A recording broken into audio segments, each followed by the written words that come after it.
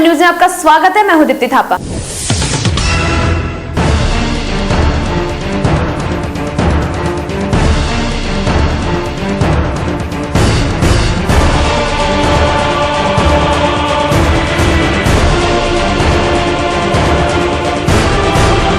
अमेठी के रामनगर का राजमहल एक बार फिर चर्चा में है। इस बार लड़ाई है अपना अस्तित्व बचाने की, अपना अधिकार पाने की, जिसमें अमेठी की जनता भी खुलकर राजा के विरोध में सामने आ गई है।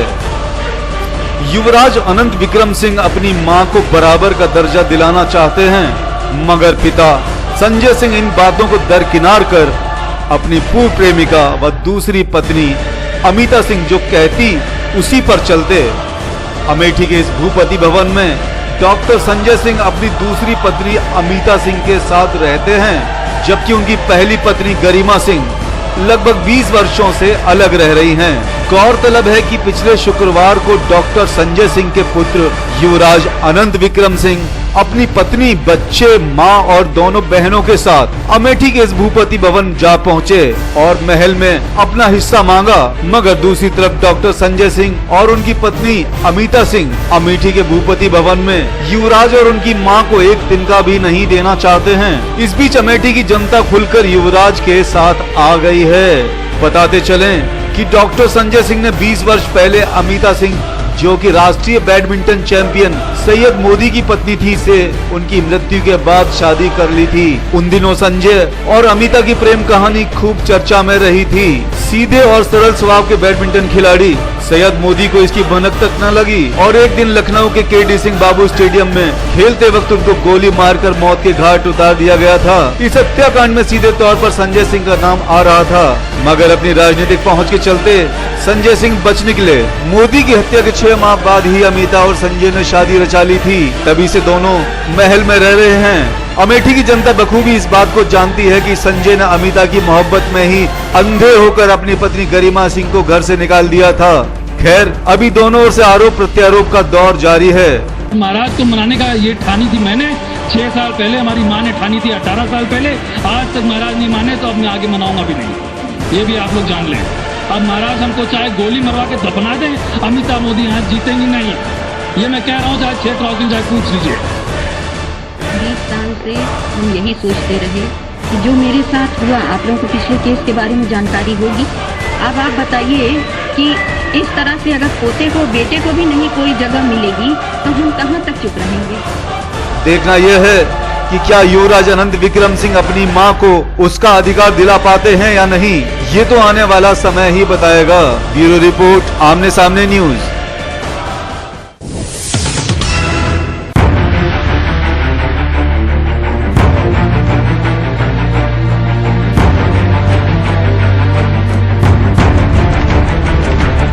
आखिरकार राज्य सरकार ने रोंगटे खड़े कर देने वाले मोहनलाल दुष्कर्म कांड की जांच सीबीआई से कराने की सिफारिश कर दी है। बीती सोमवार मुख्यमंत्री अखिलेश यादव ने उच्च अधिकारियों से विमर्श के बाद ये फैसला किया। आपको बता दें कि सीबीआई जांच स्वीकार न करने के चलते सरकार की किरकिरी हो रही थी और विपक्ष लगातार हमले कर रहा था। मोहनलालगंज में बीती 16 जुलाई की रात एक युवती को बड़ी बेरहमी से मारा गया था। पुलिस ने इस घटना का राजफाश करते हुए एक गार्ड राम सेवक यादव के सिर इसका ठीकरा फोड़ दिया, लेकिन सवालों के घेरे में घिरी पुलिस की कहानी किसी के गले नहीं उतर रही थी। युवती के नाबालिग बच्चे व उसके पिता ने स्वयंसेवी संगठनों की मदद से सीबीआई जांच की मांग को लेकर पिछले कई दिनों से आंदोलन कर रहे थे। उन्होंने गांधी प्रतिमा जीपीओ पर बैठकर भूख हड़ताल की। बच्चों व मृतका के पिता ने सीबीआई जांच समेत 6 सूत्रीय मांगों को लेकर शासन को अपना पत्र भी भेजा था। कई राजनीतिक दल भी जांच की मांग पर अड़े हुए थे। शायद इसी बात को ध्यान रखते हुए और विरोधी पार्टियों के तीखे प्रहार से बचने के लिए मुख्यमंत्री अखिलेश यादव ने उच्च अधिकारियों से विमर्श के बाद सीबीआई जांच का निर्णय लिया। अब देखना ये है कि क्या सीबीआई जांच के बाद असली गुनहगार का चेहरा सामने आ पाता है या नहीं। ब्यूरो रिपोर्ट, आमने सामने न्यूज, लखनऊ।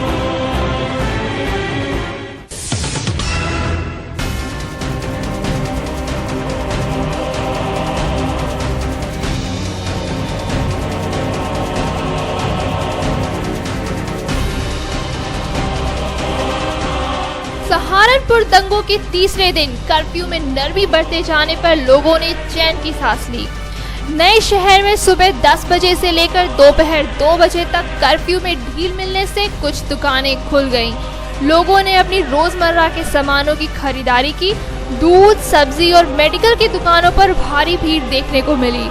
दोबारा कोई दंगा ना हो, इसके लिए चप्पे चप्पे पर भारी फोर्स तैनात थी। लोगों ने ईद के लिए भी खरीदारी की। पुराने शहर में दोपहर 3 बजे से शाम 7 बजे तक ढील मिली, जिससे लोगों को राहत मिली। यह विवाद तब शुरू हुआ जब गुरुद्वारे पर लिंटर डालने के मामले में 2 गुट आमने सामने आ गए और विवाद ने दंगों का रूप ले लिया। फिलहाल हालात काबू में हैं। ब्यूरो रिपोर्ट, आमने सामने न्यूज।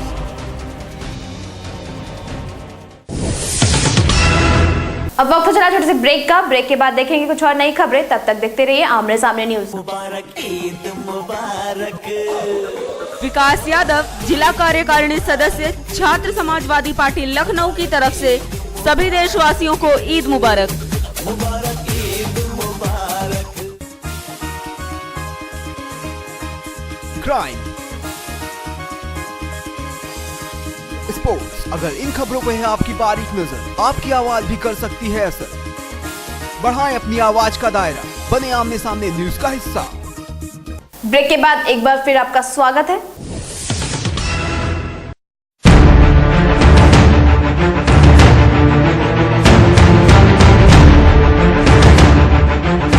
कानपुर में एक करोड़पति बिस्किट व्यापारी के बेटे की पत्नी का पहले तो अपहरण किया गया, उसके बाद उसकी हत्या कर दी गई। देर रात महिला की लाश कार से बरामद की गई। अगर मृतिका ज्योति के पति पीयूष की माने तो होटल से खाना खाकर लौटने के दौरान कुछ अज्ञात बाइक सवारों ने आकर उनके साथ मारपीट की और ज्योति को अगवा कर लिया। थोड़ी आगे बढ़े, कुछ लड़के आए बाइक से, गाली गलौज हुई, ठोकर हुई, मुझे मारा, गाड़ी से धक्का दे दिया, मेरी वाइफ को लेके चले गए। लेकिन इस हाई प्रोफाइल मर्डर केस में शक की सुई बिस्किट व्यापारी के बेटे पीयूष और मृतिका ज्योति के पति पर आकर टिक गई है। कानपुर जोन के आईजी ने बताया कि पीयूष पर शक की कई वजह हैं। सीसीटीवी में तो ये पाया गया कि ये दोनों लोग यहाँ होटल आए थे और बैठकर खाना खाए और फिर उसके बाद यहाँ से ये लोग गए। और जो सीसीटीवी जो फुटेज था इसको हम लोग विवेचना में लेंगे और विवेचना में आगे हम लोग बढ़ेंगे। मसलन ज्योति के पति ने डिनर के दौरान कोई और शर्ट पहनी थी, जबकि पोस्टमार्टम के दौरान कोई और। दूसरा, अगर बदमाशों ने ज्योति को अगवा किया तो पीयूष को चोट कैसे नहीं आई? अपहरण की सूचना देने में पीयूष ने 1 घंटे देरी क्यों लगाई, जबकि उसके पास मोबाइल फोन भी था और पुलिस चौकी भी नजदीक थी। और तो और पीयूष के बयान में एक रूपता भी नहीं है। ऐसे में पुलिस अधिकारियों की माने तो सर्विलांस की टीमें जांच कर रही हैं। जल्द ही हत्या का खुलासा भी हो जाएगा। ब्यूरो रिपोर्ट, आमने सामने न्यूज, कानपुर। मुबारक ईद मुबारक, मुबारक ईद मुबारक। देश भर में आज ईद उल फितर का त्योहार धूमधाम से मनाया जा रहा है। दिल्ली के जामा मस्जिद में हजारों लोगों ने एक साथ सुबह 7:30 बजे पवित्र नमाज पढ़ी और एक दूसरे को गले लगाकर ईद की बधाई दी। सोमवार को चांद दिखाई देने के बाद देश भर में रमजान के पाक महीने की समाप्ति का ऐलान हो गया था। फतेहपुरी मस्जिद के शाही इमाम मौलाना मुफ्ती मोहम्मद मुकर्रम की अध्यक्षता वाली कदीम शाही हिलाल समिति की एक बैठक के बाद मंगलवार को ईद का ऐलान किया गया। जहां देश भर में ईद की चमक दिखाई दी, वहीं नवाबों की नगरी भी अपने शबाब पर थी। हम बात कर रहे हैं नवाबों के शहर लखनऊ की। ईद के मौके पर पूरा लखनऊ जश्न में डूबा है। हर कोई एक दूसरे को ईद की मुबारकबाद दे रहा है। सभी मुसलमान भाइयों को ईद की बधाई देना चाहते हैं। ईद मुबारक। इस पूरे शहर को मुबारक हो, ईद की बहुत बहुत मुबारक। वहीं बड़े इमामबाड़े में ईद की नमाज अदा की गई, जहां लोगों में ईद के त्योहार की खुशियां दिख रही थी। वहीं सिया समुदाय के लोगों में प्रदेश सरकार के मंत्री आजम खान के खिलाफ विरोध भी देखने को मिला। लोग मंत्री के खिलाफ नारेबाजी करते दिखाई दे रहे थे। यजीद पर आजम खान पर यजीद पर आजम खान पर आजम खान पर यजीद पर आजम खान पर। जब हमारी टीम ने उनसे बात की तो मौलाना कलवे जव्वाद साहब ने हमें बताया कि पूर्व की घटना को देखते हुए प्रशासन के बड़े अधिकारी डीएम साहब कल हमसे मिलने आए। उन्होंने कहा कि ईद की नमाज का समय बदल दीजिए। हमने डीएम साहब से ये कह दिया कि प्रशासन अपना काम करे, हम अपना काम करते रहेंगे।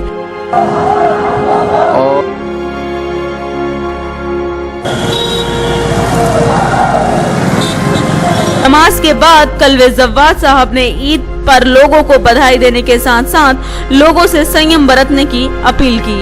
सबसे पहले तो ईद मुबारक हो आपको और मुबारक। साथ ही सरकार को चेतावनी भरे शब्दों में आगाह किया कि ये लड़ाई लंबी चलेगी। उन्होंने ये भी कहा कि शाम 5 बजे शाही मस्जिद हजरतगंज में शिया समुदाय का विशाल धरना मंत्री आजम खान के खिलाफ दिया जाएगा। ब्यूरो रिपोर्ट, आमने सामने न्यूज, लखनऊ। इस बुलेटिन फिलहाल सिर्फ इतना ही। कल फिर मिलेंगे कुछ और नई ताजा तरीन खबरों के साथ। तब तक के लिए मुझे यानी दीप्ति थापा को दीजिए इजाजत। नमस्कार।